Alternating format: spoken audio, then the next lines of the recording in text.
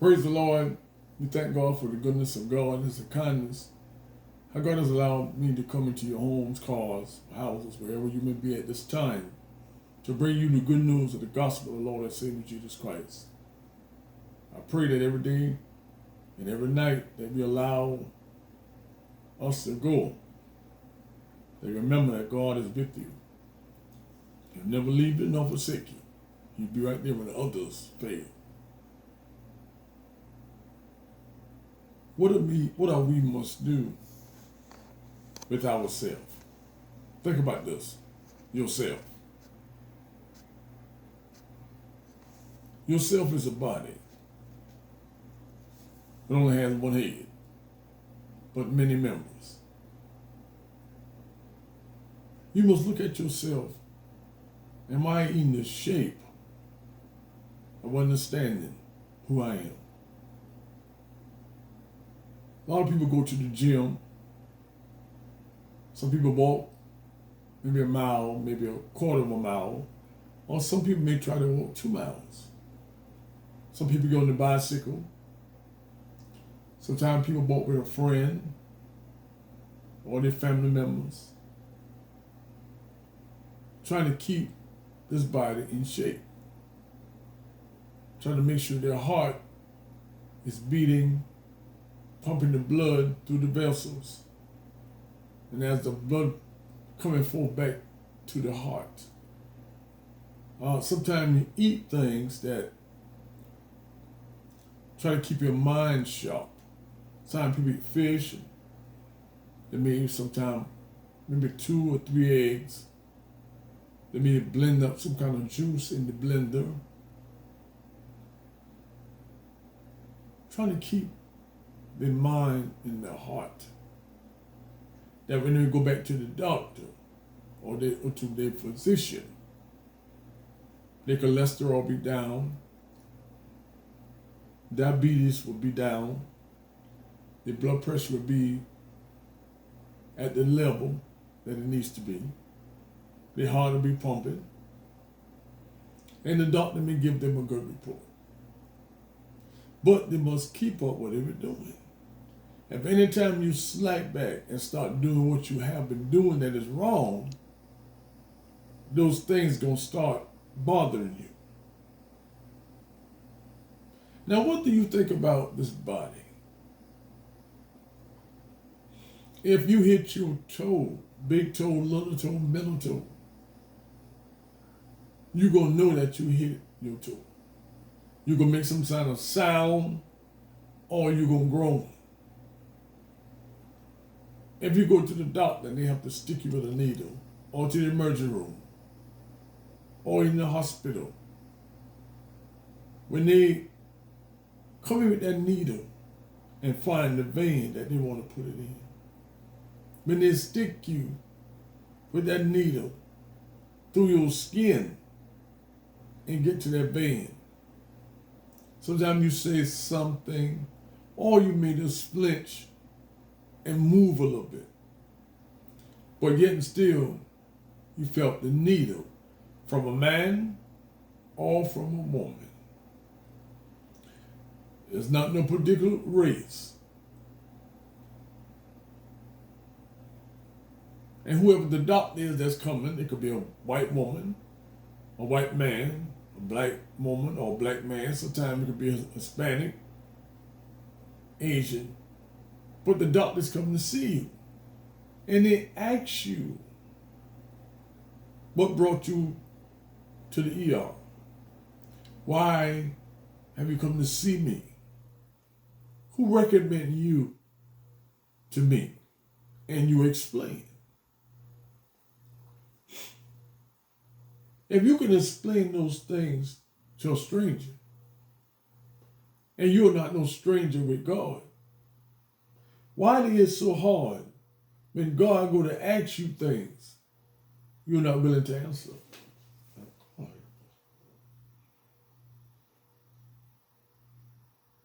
When God asks you, is everything all right with your mind? Sometimes you won't say nothing. If God asks you, is everything all right with your heart? Sometimes you don't answer. And then sometimes you do answer and you lie about what you said. So that's with the preacher that's sent, chosen, anointed, appointed, ordained by God. May God speak to you concerning about you. Are you willing to give the true answer without lying about it? I know you feel it because you flinched and you made a sound. Your eyes came together. It's like your whole body could have brought itself and twist a little bit, and then you release yourself.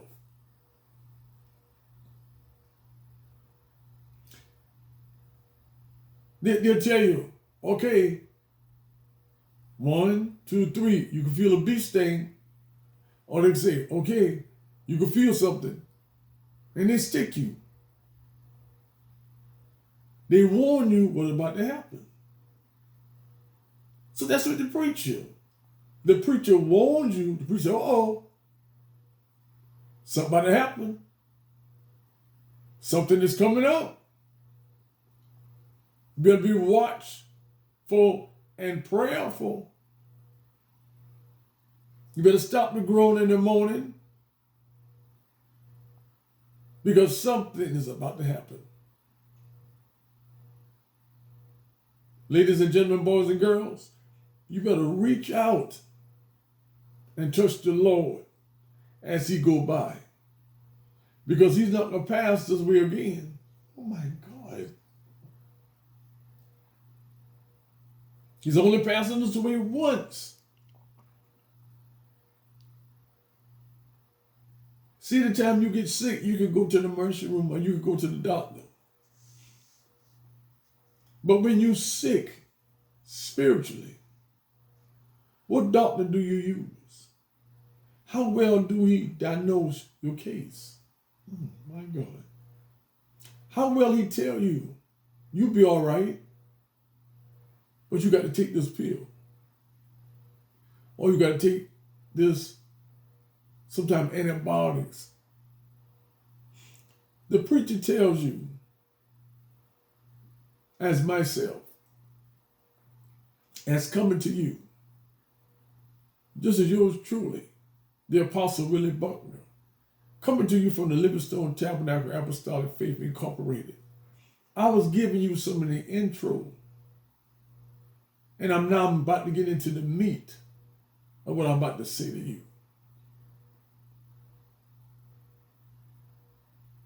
Listen at these words as we come into the meat of this message. 2 Corinthians, the 5th chapter and the 1st verse. Again, it's 2 Corinthians, the 5th chapter, starting at the 1st verse. For we that, if our earthly house of this tabernacle were dissolved, we have a building of God, a house not made with hands, eternal in the heavens. For in this house we groan, earnestly desiring to be clothed upon with our house which is from heaven. For if so be that being clothed, we shall not be found naked. For he that are in this tabernacle do groan, being burdened, not for that we would be unclothed, but clothed upon that mortality might be swallowed up of life. Now he that hath wrought us for the same thing as God, who also have given unto us the earnest of the Spirit. Therefore we are always confident, knowing that whilst we are at home in the body, we are absent from the Lord. For we walk by faith, not by sight. We are confident, I say, and willing rather to be absent from the body and to be present with the Lord. We have another house that's not made by mortar, nails, wood, sheetrock, painting it, whatever color that you wanted. Putting your glasses in, the windows painted, and your glass. You put your tile on the floor, or your wood panel, whatever color you want, you put it on the floor, your cabinets. You have all this stuff in your house. You have everything in your house: electric, gas stove, microwave, refrigerator, dishwasher, cabinets for put glasses and cups and saucers. And you have things for your spoons, your knives, your fork. You make sure everything that's in the house, that when time for you to get anything out the house to cook with it, you have it. You go to the store and purchase your product to bring your products that you purchase back to your house, that your family may eat and drink what you have prepared for them, that you have cooked it on the gas stove or the electric stove, or maybe you want to bake something in the oven, or you want to broil something. Let your husband know, your children, I appreciate y'all for loving what I'm doing. That's the way with God, ladies and gentlemen. He already have them cook the meal. But he don't need no gas stove. He don't need no electric stove. God don't need no refrigerator to keep nothing cool. God don't need no freezer to put it in and let it freeze. And then you take it out and let it thaw it out. Then you put it in the refrigerator. Everything, every word that God gives to us is always ready. One thing I love about God's word, it'll never spoil you. But the word of God will spoil sin in you. The word of God will take that thing that's trying to kill you, and he'll kill it and make it be in no shape or form that will come in your life again. The only way it comes back unless you open up yourself and let it come back. This house that we're living in, we're growing, we're mowing, we're earnestly always wanting something. You know, it's something good that your wife cooked? That cake, that pie. Come on here. Sometimes we're getting late up in the evening. Sometimes late up in the night. Sometimes you go to bed sleeping about what your wife had cooked. For if so be that being clothed, we shall be found naked. The Apostle Paul was telling the Corinthian church, even that you are clothed, you shall be found naked. What he's saying, there shall not be anything that's on your spirit that the Spirit of God cannot connect with his spirit. When we came here naked. We didn't have no clothes on us. And when you die, yes, they're gonna put some things on you, but it's just like how you became like a baby. You could be laying there, but not being able to move.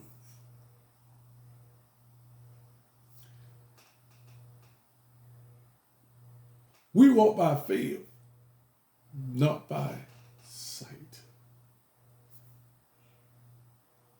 Learning to lean on Jesus. Learning to lean on the everlasting arms. Keeping sure that you understand that I'm leaning on somebody that'll never let me fall. But I got to remember that he won't let me fall. So make sure that you are clean. He said, the word will come and clean you thoroughly. So make sure you tell Dr. Jesus that you had a pain in your brain, that you had a pain on your heart. Tell him how bad you was thinking about something. Tell him how bad you was feeling something. And see, Dr. Jesus will give you one shot. And that shot that he'll give you. And on the bottle, it'll say Holy Bible. And when you read the instruction, it'll say the 66 books of the Holy Bible. And it'll tell you it will not cause no discomfort. It will not cause you to be nauseated. It will not cause you to be confused. It will not cause you to be like you're about to go to sleep. But one thing about this Holy Bible, it'll get you right where you're wrong. It'll get you to have peace when there is confusion. It'll help you understand and make you to stand on that solid rock. And all you need, you don't need 2 pills to move your wrong. You don't need 3 pills to move it. All you need is just 1 dose of the 66 books. And I guarantee you, this 1 dose, it will pay for all of unwrong, unrighteous, unclean, unholy. It'll pay for all the sin that you have done. And you'll feel better and better and better as days, as weeks, months, years go by. You'll feel better. All I'm asking you to remember to take your dose. Don't forget about taking your dose. It'll make you feel better.